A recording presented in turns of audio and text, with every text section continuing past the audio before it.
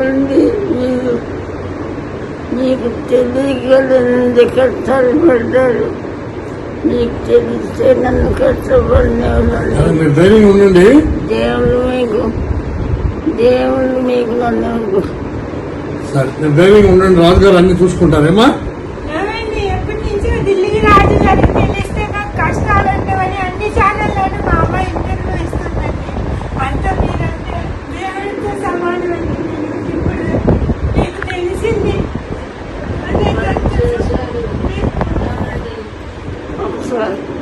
దిద్రాజు గారు మీరు ఇదివరకు నాకు చేసే సహాయం నేను ఎప్పుడూ మర్చిపోను.